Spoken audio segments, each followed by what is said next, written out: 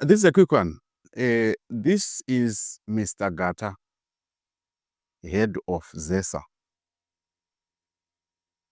Now, the question is, the problem that I have is, where is my power stations that he is talking about that are going to generate 4,500 megawatts? Where are they? Are you telling me, Guti, Vene, Nevarakash, they couldn't find a picture of where this thing is happening? I don't understand.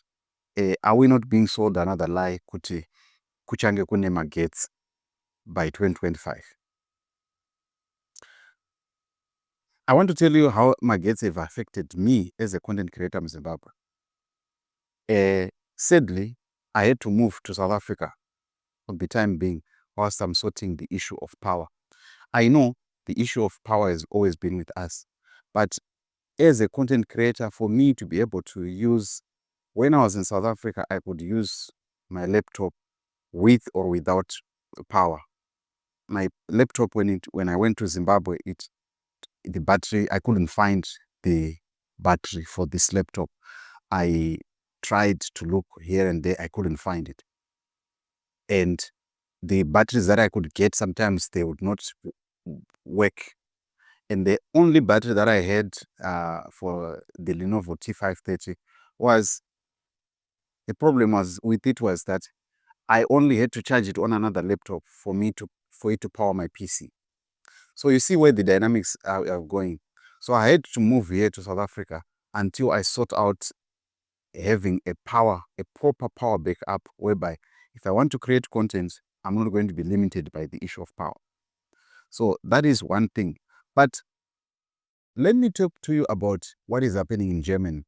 What is happening in Germany is 19% of the power in Germany is coming from solar.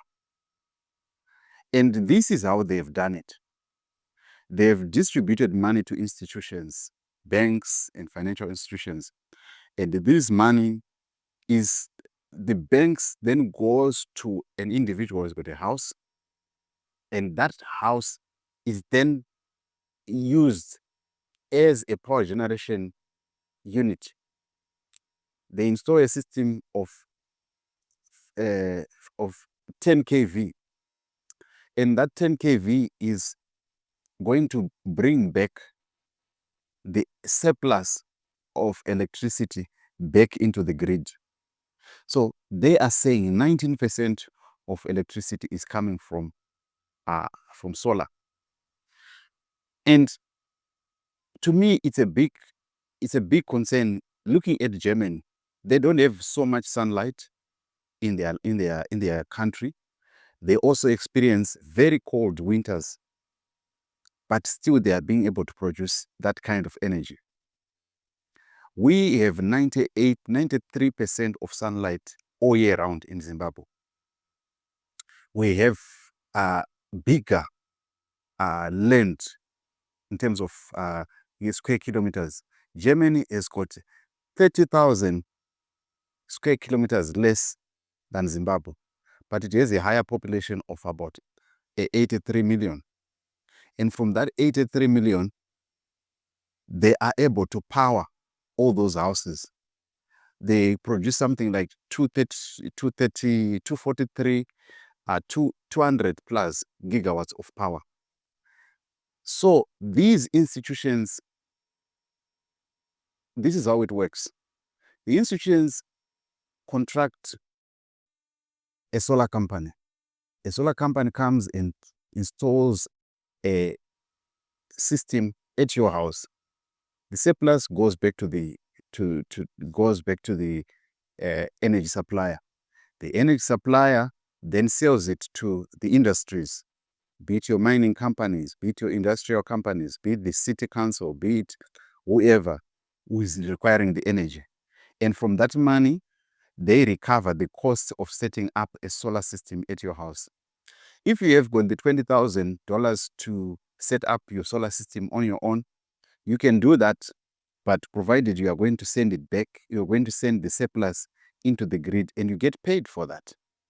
Now, instead of entrusting energy solutions to one person in the form of Whitney Ochivaya and what happened to the Zimbabwe Power Company, why not entrust it to multiple institutions? And those multiple institutions are going to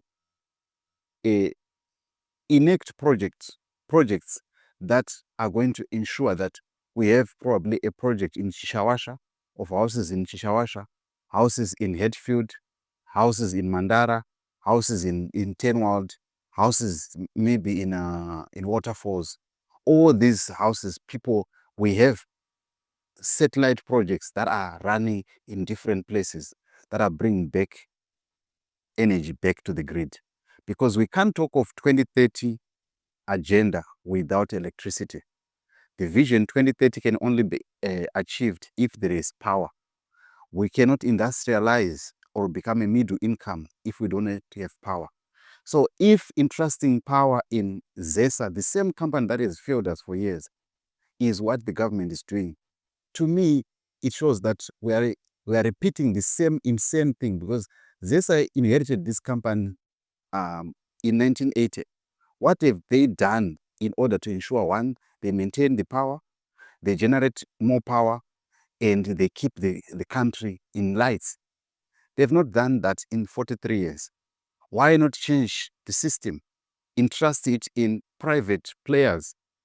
You say CBZ, CAPS, Old Mutual, Bank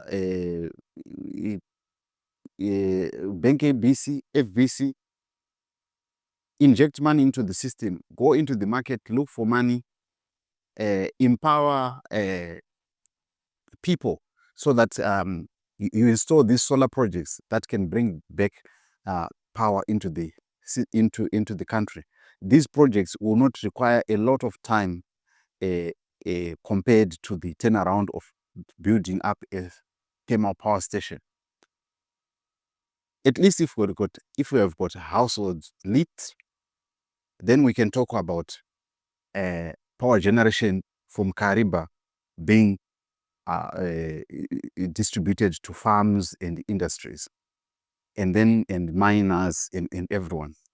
But let us reserve the household power to make sure that we do not have disruptions when it comes to the way how human beings operate.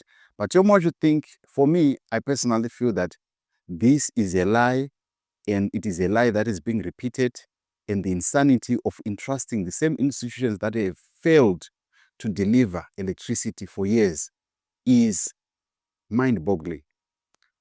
I'm really, really concerned that you entrust the same institution that has failed to maintain the system to say that they are going to give us 4,500 megawatts of power in 2025. It is mind-boggling. But I would love to hear your thoughts in the comment section. Do you think this man is telling the truth? And is this assertion achievable, or is just a pie in the sky for the Zimbabweans who are struggling to get electricity?